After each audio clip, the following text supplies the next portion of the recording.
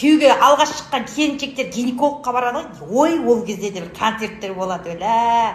Бір келіншек кірген ғой приемға. Сөйтсе, перчаткың бар ма депті гинеколог. Сөйтсе, келіншек жоқ депті. Бар, алып кел демей ма? Перчатка алып кепті. Бая қол тимейтін қағаз басты бая дәрігерлер жазып атып, шешінде жат ана креслоға деген ғой. Сөйтсе, ана келіншек тұр жалаңа шешініп, қолына перчаткасын киіпті да, креслоға былайынан жатыр дейді. Сөйтсе, врач келді, бер қара. Сөйтіп қайтып кетіп қап, қайтып келсе келіншек, бер қара отыр дейді, ана екі аяқ қойғышқа екі қолын сабаған дейді. Өлә, күлесің ба, жылайсың ба? Бір еркек екі қыға түсуге бармай ма? Сөйтсе, бар, шешіне бер демей ма? Сөйтсе, түгел шешетін ұстапты. Ана кісі кіріп, қатып күліп, сіздің жүрегіңіз қай жерде еді деп айтады дейді. Айта берсем, концерт көп.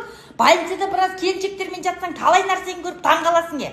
Анау медсестралар келіп азанғы дәрілер беріп кетеді ғой. Бір келіншекке свечи беріп кетті, жұтып жіберді. Бір келіншек туға кетті. Толғатып келген ғой енді. Толғатып, толғағы піспеген ғой, жыр ары бер жүр дейді. Бір келіншек скорымен экстрена кеп, соны туғызамыз деп бәрі шырылдап, родзалға кіргізіп атса, ана келіншек есті ашып беріп, очередке қарамайсыздар ма, мен бағана келем деп айтады еді. Кісі тәуіппі жаңағы емшіге барған ғой.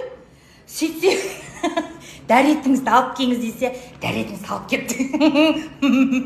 Бір ағам операцияға кіретін болыпты. Сөйтсе, жаңағы врач айтыпты, енді қырынып келіңіз деген ғой, операция мына жағынан жасайтын болған ба білмеймін ғой енді.